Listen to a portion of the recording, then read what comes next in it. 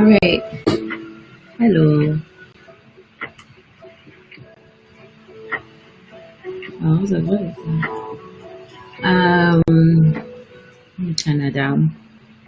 It is earlier than anticipated for these chapter notes, but it has been a heavy 24 hours. It hasn't even been 24 hours. It's been a heavy couple of hours. It's been a heavy week. It's been a good week, but a very emotionally taxing week. And I was this close to not studying today. I'm going to study tomorrow, or at least I'm not going to live stream it tomorrow. I'm just going to take the test on Monday, and I'll do a live on Monday regarding like my experience for taking the test. But I'm tired today, and I'm going to give myself some grace. Just going to do this live real quick, and then go get myself some Hattie B's natural fried chicken and call it a day. That's what I'm going to do.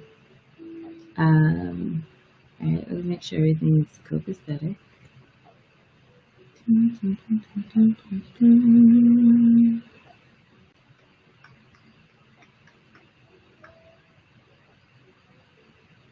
Or do I want that one? I don't know which one I want. Cool. Today's chapter 8. Which honestly, truly, I don't even know if I want to do chapter 8 simply because chapter 8 looks just like chapter 7 that we did yesterday, or that we did yesterday. Where it's still about cloud management. And this book is very redundant. So not sure if I'll just get through it. We'll see how it goes. So cool. Let me remove the sidebar so you can see this a bit better. I'm going to move this over and we can get started. So typically I like to kind of grab some,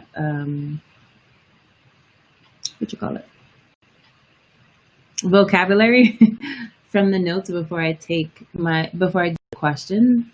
I think the vocabulary here is really going to be the same like last chapter. So I don't think there's a lot. Like they have baseline and objects. That is what we did yesterday, right? In chapter 7, we did baseline and objects.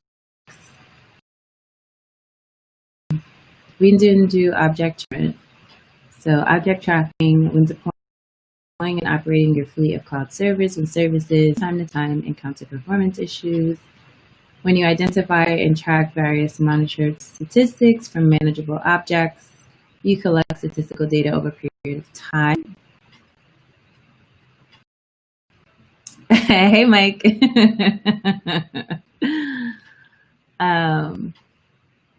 So these metrics or baselines provide valuable historical data of what's considered to be normal operations and assist in troubleshooting performance issues. When you track objects over time, the data allows you to compare your current measurements to the baseline to see whether there are any deviations in the measurements that could be a cause for performance. So basically, it sounds like object tracking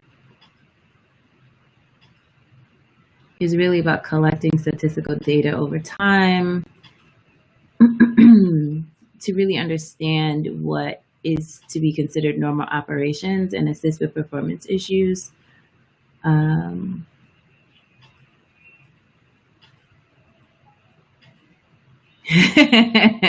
Trust me, burnout is real. And I think the way I try to view it is like, I give myself an hour, right? I know there's people who out there who study for like 3, 4, 5 hours a day. I can't do that. Like, I just don't have time, and I don't have the like attention span to do that. But I can dedicate an hour. And I think what really helps me is that I have some people who join, like Mike and EJ. You guys are really, really good where you guys join pretty often. And it helps me kind of get through where, because typically you're kind of talking to yourself. That's what like going live is. Like, what if no one joins your stuff? You're essentially talking to yourself. So, it's pretty cool. I can do an hour. That's all I got though. So don't ask for more. All right. CPU bound. application versions, just really making sure you have valid and meaningful comparison between your baselines so that way you're not getting confused if you have different versions or if your baseline changes. So if your baseline usually is 57% or and then next time it changes to like 87%, you want to make sure that's not the same. You're not distracting, you're good. Exactly, if you want the cert or not, right? So that's why I'm giving an hour because it's Cloud Plus. I work in cloud, so it's like I really don't want to give more than an hour. But for like CISSP, that was definitely an exam that I was studying a couple hours a day. I gave myself at least 2-3 hours. I'll say that. CISSP is definitely one. And then I'm going for CISM. So I know that's actually someone told me CISM, I don't probably need to do as hard as I did for CISSP if I got my CISSP because it's really similar, not similar, but I have a really good foundation. All right, CPU usage. Many applications are CPU bound, which is to say that their performance depends on the amount of CPU resources available, which makes sense. Excuse me. Enabling audit processes. For the regulatory or corporate compliance requirements, you may be required to implement an ongoing audit process and retain the data for retention purposes, which is super important because audits, whether or not that's PCI or SOX, HIPAA, I said PCI already. Whoever is auditing you, they're definitely going to be asking, hey, where's that data? Where you store it? How you store it? What you doing with all of that? Management tool compliance. There are tools out there that helps you with compliance. Yeah, HIPAA, Sarbanes-Oxley, PCI, XYZ. So network utilization. Network performance measurements are common across all cloud services and deployment models and include the following metrics. We have capacity, which is the end-to-end metric for maximum available network bandwidth. You have jitter, which is the variable delay between packets from source to destination. Latency, which is the time for a packet to travel from source to destination. Packet loss, whether or not the percentage of number of packets that are dropped from the network. And then you have quality of service, which defines like priorities in the event of network congestion or impairment. So like whether or not your connection is good. All right, patch versions. I think we already did last time. RAM usage. So when RAM utilization reaches 100% on a server, the operating system will begin to access the swap file and cause serious performance slowdown issues. So when it comes to like RAM and CPU, when you hit the maximum, that's where vertical, what was it called yesterday? You have horizontal scaling out and scaling up. So scaling out is horizontal scaling. Scaling up is vertical scaling. So vertical scaling is where this, like when RAM starts to get to 100%, when CPU starts to reach 100%, like when your resource is starting to, performance is starting to slow down, that's when you start to do vertical. Well, you can do either or, but that's when you start to do vertical scaling out. You can do horizontal scaling out, but really that's when you just need more, you just need to handle more work, like more workload. You could do either or though. Honestly, just depends. All right, storage utilization, applying changes to the cloud to meet baseline requirements. I wonder, how is this different from yesterday? Once you have your baseline established, you will have solid data for what's considered normal operation. We know that already. Blah, blah, blah. Baseline validation. Is your baseline actually realistic or valid? The best way to validate your baseline measurements is to collect them over a long period of time to smooth out isolated events or short-term variations. Also, if it is an e-commerce web server, for example, were the measurements taken during the busy holiday season or during a slow cycle, which is super important because if you try to establish a baseline during Christmas season, you know that's the only time that you probably get a whole bunch of traffic. So that will be really hard to.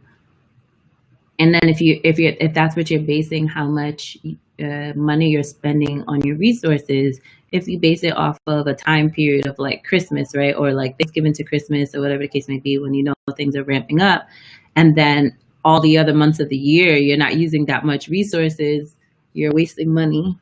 You know, we don't like to waste money over here. All right. Service level agreements, compute tuning. I'm not going to hold you. I think I'm going to go ahead and skip vertical scaling. See, that's what I was just talking about. So let's see what did they say about vertical scale, or if they say anything different. So some applications, such as many databases, are not designed to scale horizontally. You will have to scale to a larger machine image to increase resources for the application. The solution here is to configure monitoring metrics for critical server resources such as memory, storage, network, input, output, and CPU. All right. All right. Horizontal scaling is a process of adding cloud capacity by expanding your current server fleet by adding systems, compared to vertical scaling, which is just replacing your server with a larger instance to meet your new requirements. Horizontal scaling works well for applications that are designed to work in parallel, such as web servers. You keep your existing server instances and only add more to increase capacity. I wonder if they give an example. Okay, there we go.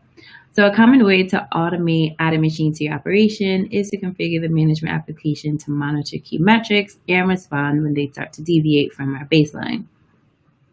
So for example, a fleet of web servers can be monitored for CPU utilization, and if they exceed 80% over a 5-minute window, you can trigger an auto scaling event.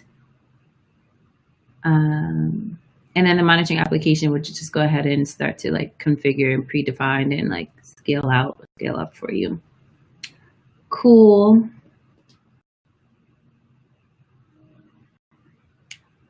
Hold on. Nope.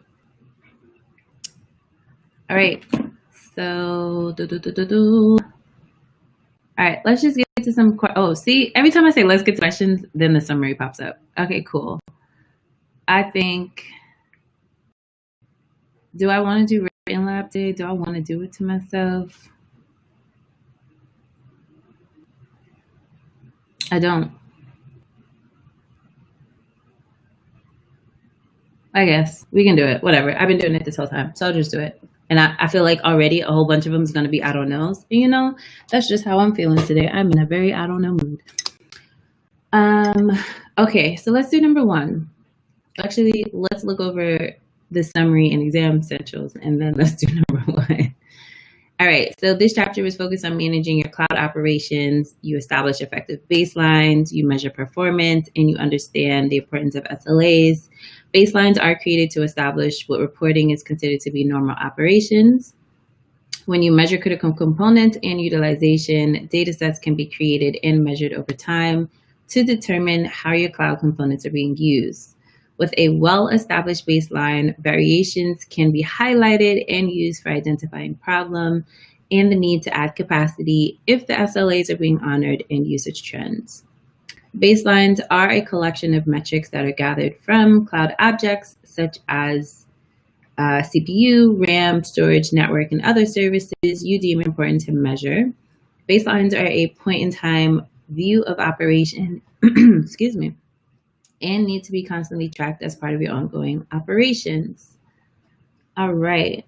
The process of adding capacity by using cloud elasticity functions was introduced, and details were provided on auto-scaling your deployments.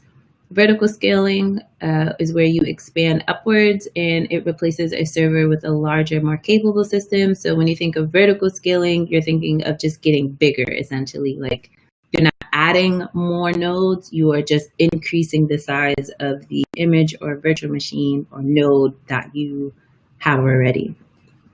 So essentially replacing it. Horizontal scaling, which is the opposite of, well, not the opposite, but horizontal scaling, which is another option of elasticity, is adding more nodes, and it's a different approach. You're just adding additional servers to your fleet for more capacity.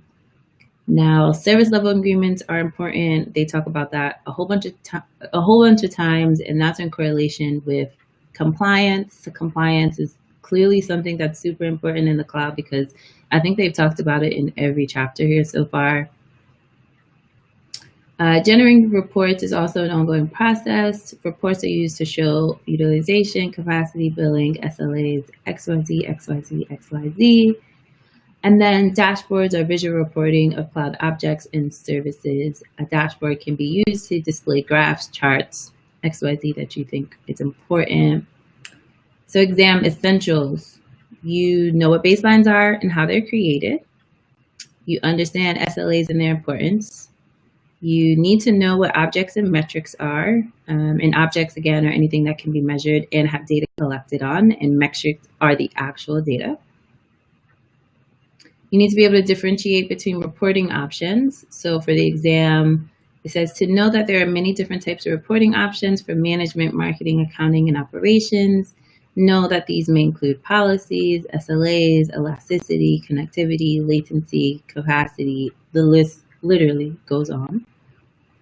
All right, and then understand different ways of adding capacity, which is the vertical versus horizontal that we just talked about. All right, let's do number one. So with number one, the blank measurements are used to detail resource usage under normal operations. So we're going to say baseline measurements. Number two, a blank is data collected from an object. A blank is data collected from an object. That's not metric, right? Yeah, is it metric? We'll leave that blank for now. Number three, cloud components that data can be gathered from. Actually, let me put metric. We'll come back. So they usually come back and be like, oh, I see another question that'll remind me whether or not that was the right answer. All right. Number three, cloud components that data can be gathered from are referred to as objects. You can collect data from objects. Number four, blank scaling is adding capacity by deploying additional servers, which is something we just talked about, which is horizontal. Ooh, go back. Number five, reducing swap file usage can be accomplished by adding additional, was it RAM? I believe it's RAM. It was just talking about, was it RAM or CPU? Not CPU. Right? I'm gonna say RAM. I feel like when I was reading, I remember saying RAM because then I was talking about, oh, RAM and CPU, if it degrades, blah, blah, blah. All right, number six. Number six. Computer's going crazy. All right, network delays and slowdowns are an indication of high network latency. Good job, Mike. Number seven. The ability of cloud resources to scale up and down is referred to as elasticity.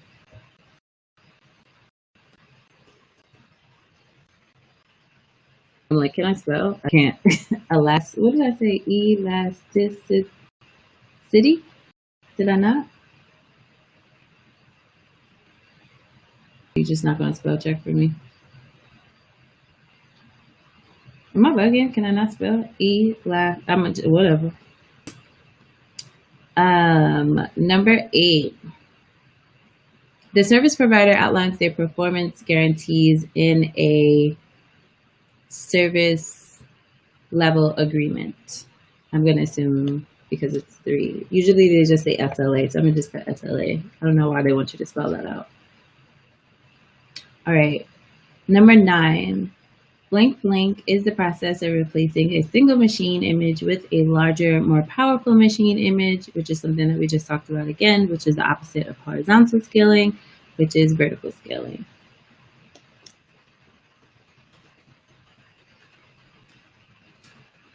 All right. Number 10.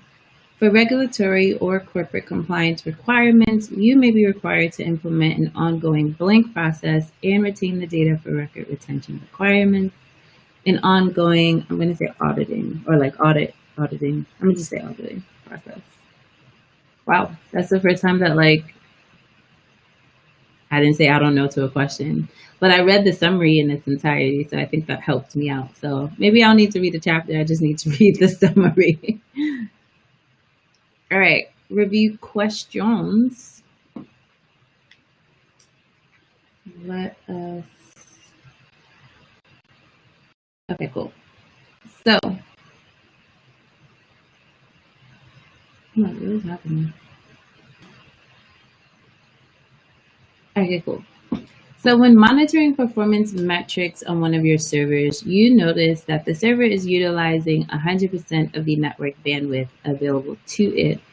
What modifications could you make to the server that would most likely address the problem? So this goes back to when we were talking about where your virtual machine, your appliance, your XYZ is reaching its capacity, and therefore it starts to degrade in performance. So there's a whole bunch of things that start to happen. So here automatically for me would be add memory to the system, because you could install another network adapter, but that's not the issue that we're having here. Updating, like, sure, that can be a part of it, but that wouldn't necessarily utilize all of 100% of the network bandwidth. That would maybe help with performance issues. Or actually, install a second processor. So add memory to the system, install a second network adapter. C is automatically out for me. D is also automatically out for me. I don't think a second network adapter would help that, because that's not what's happening here. We're talking about the network bandwidth. For me, it's between A or B. I'm gonna go with, if I'm using 100%, if I add memory, yes. If I install a second network adapter, for some reason I want to go with B, but I don't feel like that's it. So I'm going to go with what I said first, and with A, and let's see how that goes. So 2, which of the following is not a statistic you would typically find in a service performance baseline? Not a statistic. So CPU utilization would be in your baseline.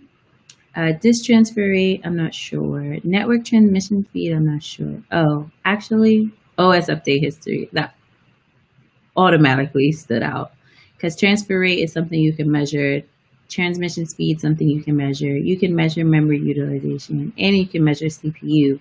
But OS update history doesn't really, not to say that it doesn't matter, because you definitely want to know what OS version you're on, but I wouldn't have that. I couldn't make a dashboard of that, or I wouldn't make a dashboard of that like that.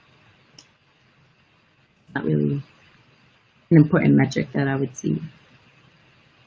All right, number 3, what type of scaling involves replacing an existing server with another that has more capabilities? Which means if I'm replacing, if you see a question that's asking what type of scaling or what type of elasticity option will allow you to replace something, automatically think of vertical. With horizontal, you're not replacing, you're adding. And with vertical, you are replacing. So E. All right, number 4. Incident reports include which of the following? And they want me to choose 3. I can, excuse me, you have trouble tickets, SLAs, scaling, support engagement, and outages. So if this is an incident report, I would need to know SLAs, I think, are important. Trouble tickets and support engagements. I wonder what they mean by that.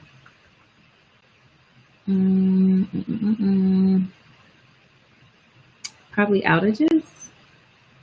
Support engagements, I'm not sure like what they're even referencing by saying that. So I'm gonna do, what did I say? Trouble tickets, SLAs, and outages? Yes. All right, number 5. Databases capacity can be added by scaling horizontally. Oh, true or false? Wow, that's the first time I've seen a true or false one. Okay. Database capacity can be added by scaling horizontally, and that is false. I remember reading that where they said databases are one of the resources that can't really do horizontal scaling. You will just have to vertically scale or replace your database with a larger one. All right, number 6. Cloud provider SLAs outline which of the following? Choose 2. So SLAs outline device configuration, DNS, uptime, network performance, auto cache. I want to go with these 2. The SLA will define uptime, which means like how much they guarantee that your services will always be up. So like I think they always say, oh, this service will have 99.99999% availability or uptime, and we can guarantee this XYZ kind of performance. So let's do C and D. All right, number 7. There always has to be a choose 4 in these questions. Okay. Reports are often provided to which interested parties? You have marketing, management, cloud provider operations, accounting. Ooh, tired. Sorry. Internal operations centers and customers. Marketing is definitely one. Management loves reports. Accounting loves reports. They want to know how much money you're trying to spend. And I think customers are interested in reports. Operation centers, they're the ones who usually, if I'm thinking about them, they're the ones who usually are creating the reports for the other 4. And cloud provider operations, probably see how they're relevant here. 4, right? Yeah. All right, cool. So to collect metrics, you set up your management application to measure what? Database, a server, a hypervisor, an object. As always, you are measuring objects, and the metrics are those actual measurements. So D is our answer here, objects. Number 9, reports are generated where? You either have on your hypervisor, your databases, your logging servers, or your cloud management and monitoring application. Definitely know it's not a hypervisor because that's not where you do reports or store reports. Nor in databases, nor really in your logging servers. That's where you're creating reports, maybe based off of that data. So for me, the answer would be D, cloud management and monitoring application. All right. Number 10, what is a visual representation of your cloud operations? Did they miss one where they only got A, B, and C? Hey, EJ. No, you're good. I'm only on question 10. I started early today, so that way I can kind of just enjoy the rest of the Saturday.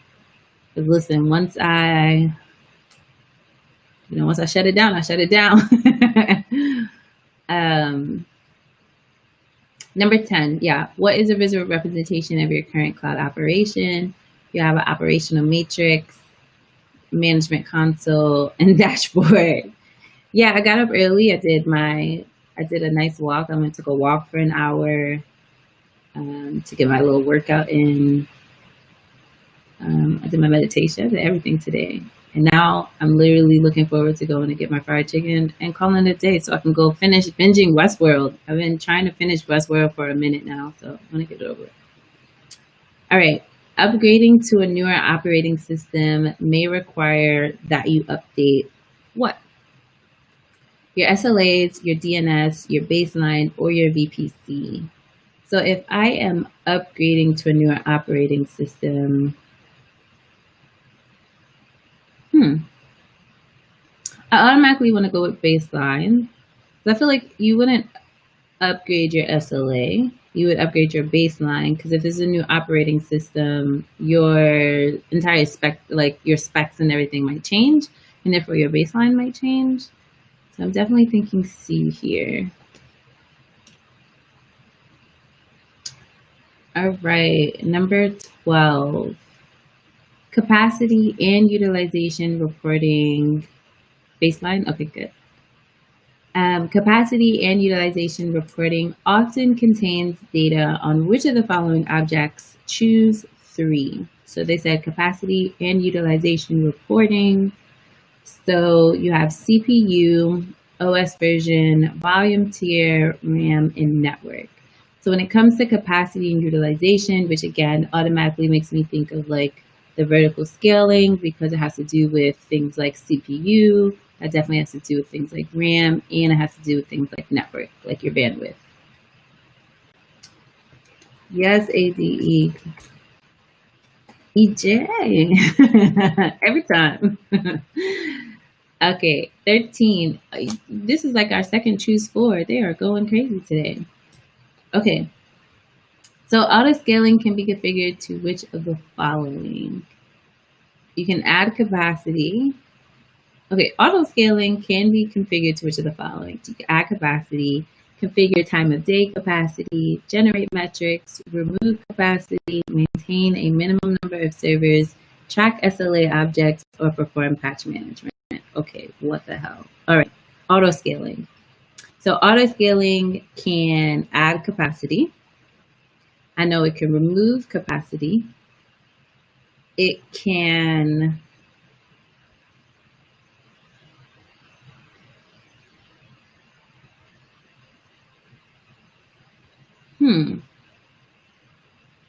maintain a minimum number of servers versus, okay, so I know C is definitely out and G is out, right? And what did I say so far? I said A. Let me just write down what I do have. So A and D. And then B, configure time of day capacity, which for me, when it says configure time of day capacity, so like, for example, if I know maybe around 1 p.m. is typically where a lot of my traffic comes through, that's when I would add capacity and ABDE.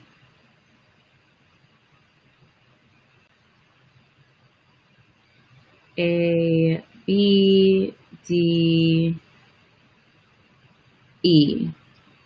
Yes, and then so what was tricking me was this one, right? So I was on the same page with you. I think what was tripping me up, I was trying to figure out. So I remember reading where auto scaling kind of understands where your objects are, or like I think I'm reading too much into it. So yeah, we're on the same page.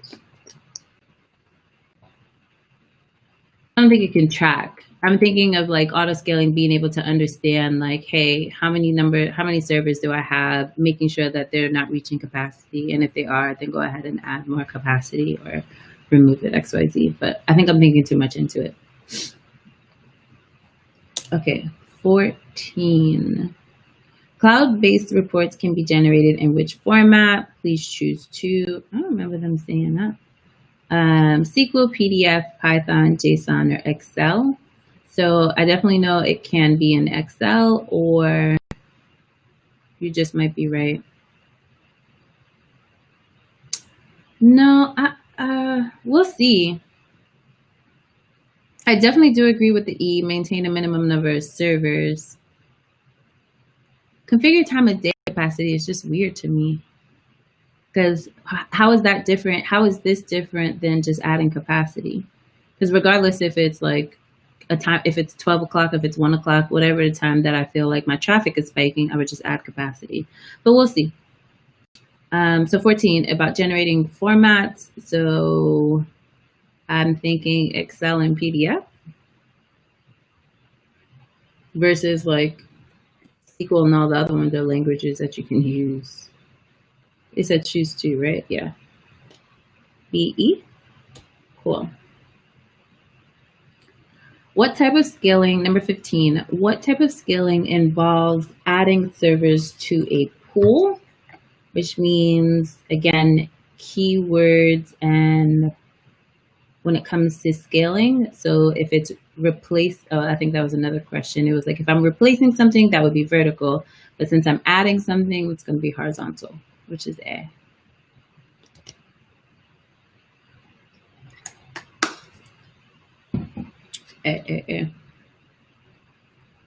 All right, 16. Carl has noticed a slowdown in the response times of his SQL database and has been tasked to investigate the root cause of the delays. He has decided to configure his monitoring application to gather additional data on what may be the cause of the delays. What are some of the objects you recommend he collect data on? Choose 3. So he noticed the slowdown of his SQL database. He needs to do an investigation and he wants to gather data on this. So you have read replica, load balancer, CPU, network packet drops, machine image, SLAs. Are those the only ones? Yes. Okay, so if we have to choose 3, automatically I think a CPU because that's a metric that you can always collect data on. I think of network packet drops.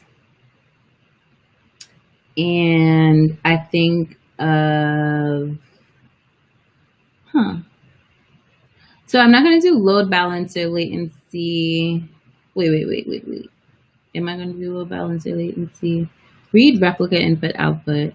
That doesn't make sense because I think that has to do with backups. So I'm going to do B, C, and E. B, C, and D because read replica reminds me of backups, and we're not doing backups here. He's talking about a SQL database. So B, C, and D. B. Yep, exactly. Exactly. All right. Number 17. So object tracking can be helpful in identifying which of the following. Choose 3. So we already know object tracking automatically is for metrics.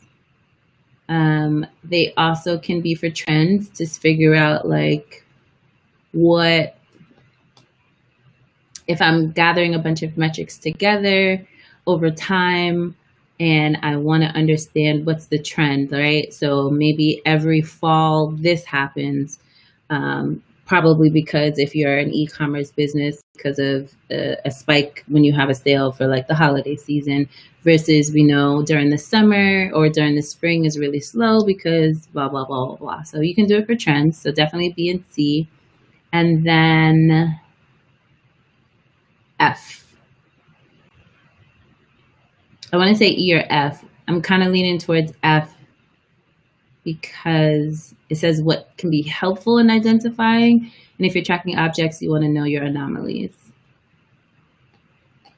So I'm going to, what did I say? B and C and F, right? Make sure I'm writing it down right because yesterday I didn't write nothing down. I thought I got everything wrong. Okay, right. B, C, F. Okay, perfect. 18. Spot on, yeah. Okay, Rebecca is writing a change management plan to increase the processing abilities of one of her middleware servers. What components can she upgrade to increase server performance? So if she's increasing server performance, again, I think of vertical scaling. So she can use CPU to increase She can, she can add CPU to increase. She can add RAM to increase, and then she can add network input output.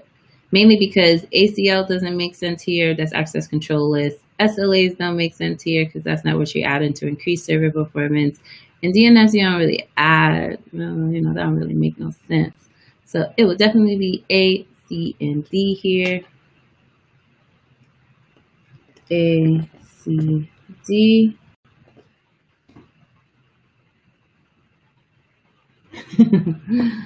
Okay, number 19.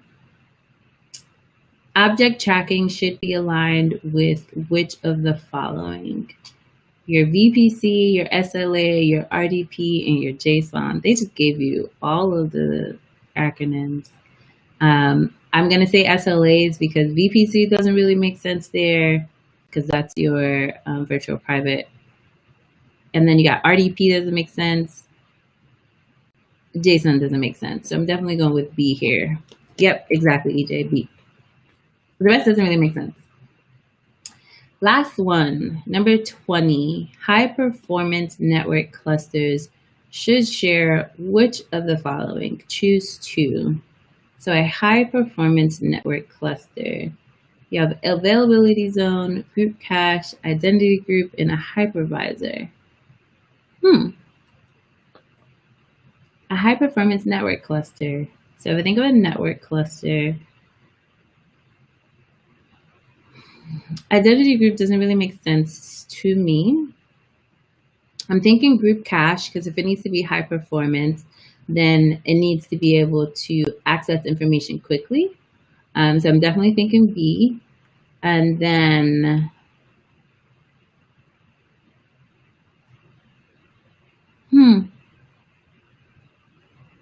A and B. So the reason why I didn't want to pick B is because if it's in high performance, and mind you, that might be the answer, but when I think of high performance network clusters, right? When I think of availability zone, they always emphasize the need to have redundancy and high availability. Okay, not redundancy, because I just answered my question for me by talking out loud. Because I'm like, well, if I have all of them in the same availability zone, if one of them goes down, it won't be available anymore. Like it will be redundant. Like say if a hurricane came and took out both of all the data centers in that availability zone, but the question is asking about high performance network, not about redundancy. If the question was about redundancy, then you would knock this out. But the question is about high performance. If you put them in the same availability zone, it's quicker. EJ is right again because, she's just a genius out here. So A and B. All right. And I didn't take any notes today, so shout out to that summary. Let's see how we did. Let us see.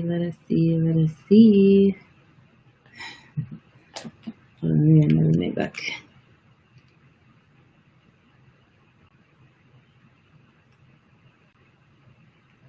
All right. Answers. Chapter 8. All right. Number 1, baseline. Number 2, metric. I didn't know if that was right. It was right. Number 3, objects. Number 4, horizontal. Dang. Number 5 was memory instead of RAM. Wait, actually, let's see. Number 6, latency. Number 7 is resiliency versus, okay, hold on. We're going to have to double check that one. All the hype. Wait, let me mark that one. Number 8 is SLA. Number 9 is vertical. And number 10 is auditing. Whoop, whoop.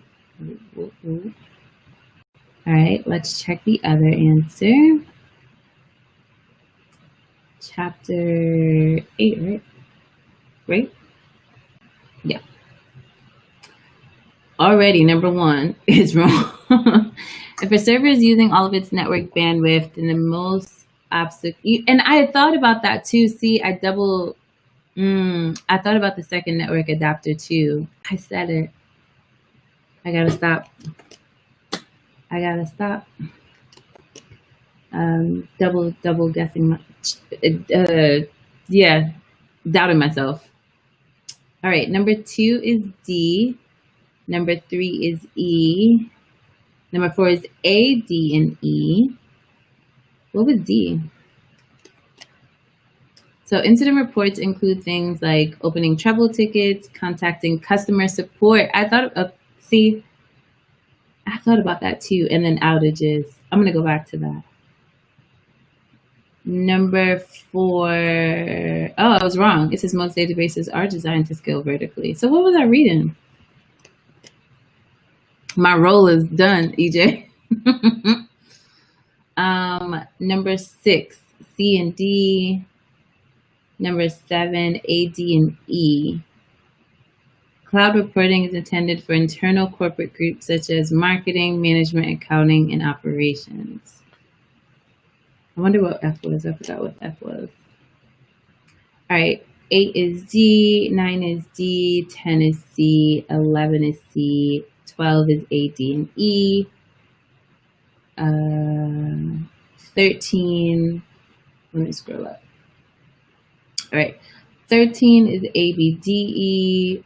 14, B, E. 15 is A.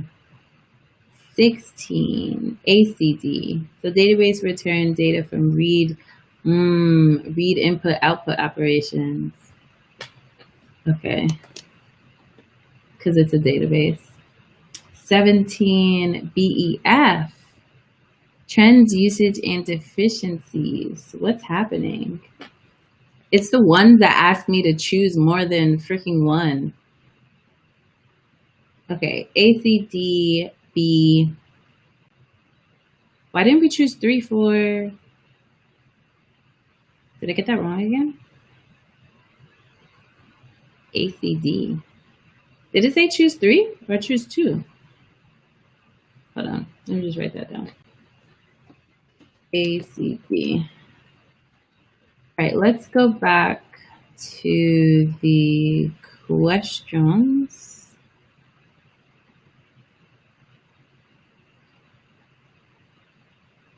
Number 20. It says choose 2. Who wrote this book? Oh, I know who wrote this book because the author's on the front of the book. But I'm going to need y'all to start double checking. I'm going to need these editors to start double checking their goddamn textbooks. Because it definitely says choose 2. But you said the answer is ACD. High performance network clusters should share the following. Let me make sure that I was actually looking at the right, because you know my eyes don't be working. So let's come back real quick. This is chapter 8, right?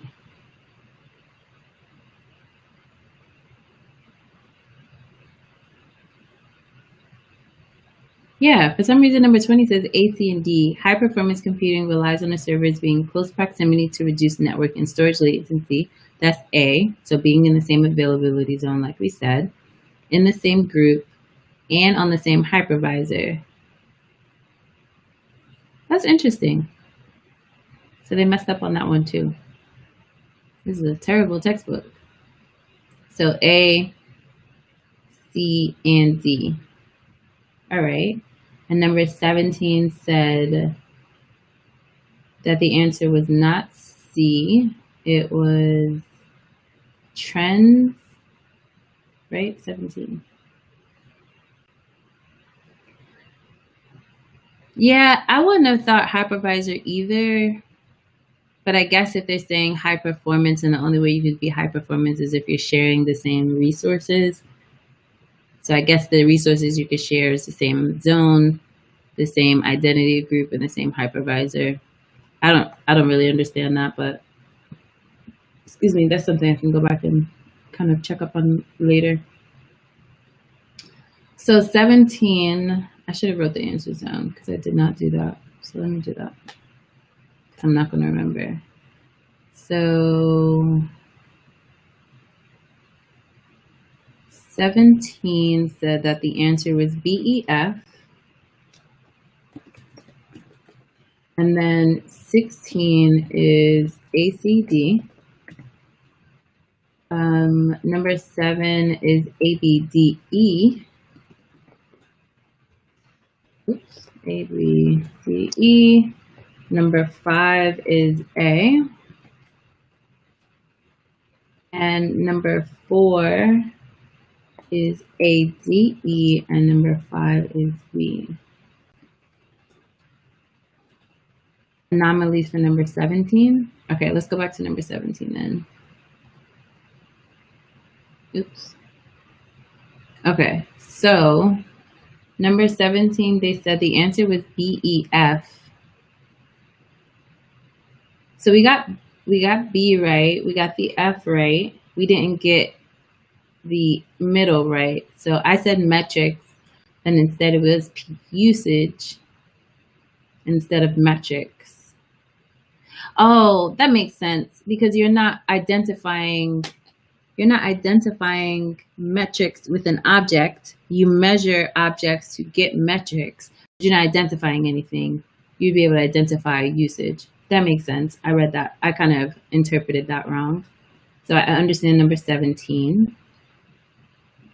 Number 16, they said was ACD instead of BCD. So we got the C and D right, which was CPU utilization and network packet drops. But the read replicate input output, which is something that I was kind of going back and forth about, makes sense because that's what you do in a database. I get that. I understand why that one's that one. All right, number 7. Reports are often provided to which interested parties.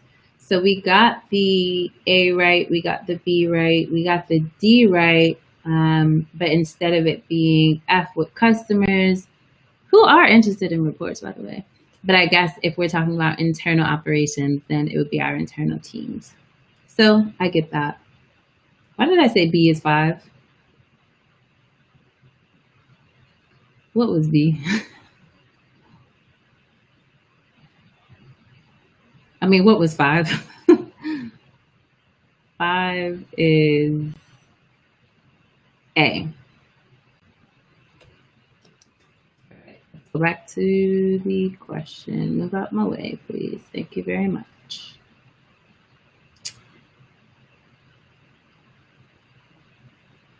Five. Yes, databases can be scaled. That was true. Yes. 4 was ADE. So we got the A right, which is your trouble tickets. We got the E right, which is outages, but instead of it being SLAs, it would be support engagements. I guess that makes sense. And then A, I second guessed myself because I thought about install a network adapter, but I kept it with this one. So totally understand that one. So this one wasn't too bad. For the written lab, I'm very surprised at myself because, you know, I really don't be getting none of those right. But the review questions wasn't too bad. I think this one I second guessed myself. This one I really didn't understand what I had read. And like for the rest of them, we had gotten majority of them right. It's just like, you know, one was off, this was off, this, like one of them was off. So it's not bad at all. Yeah, we'll see. I'm just ready for Monday to be over with. Cool. That was a really quick live that I wanted to do to make sure that I continue to keep myself accountable and that I did these questions. But now I can enjoy the rest of my Saturday. I know if you joined late, I'm super, super sorry if you catch the replay, but I'll do a live on Monday. I'm not going to do one tomorrow because I'm just going to read and relax and enjoy my Sunday. And then Monday, I'll take the exam. And then Monday, after the exam, I'll do a really quick dump on like what the questions are like, based off of like the questions that we've done here and questions that we've done in study group. Like, has that helped, or did I have to rely on other knowledge that I can say maybe I picked up on with other cloud reading, like studying for other certifications, if that really helped? Especially for those of you, because I know quite a few of you have the exam upcoming. I think I only know one person who has the exam happening in August around the same, well, August is ending, I think around the beginning of September. But everybody else I know is waiting at least till the end of September or about October. So hopefully I can help you adjust your study schedule or study material, so that way you can understand how to go ahead and prepare for the exam. Thank you so much, EJ. I'll definitely let you guys know. Thank you again for checking this out, and I will see you on Monday. Bye.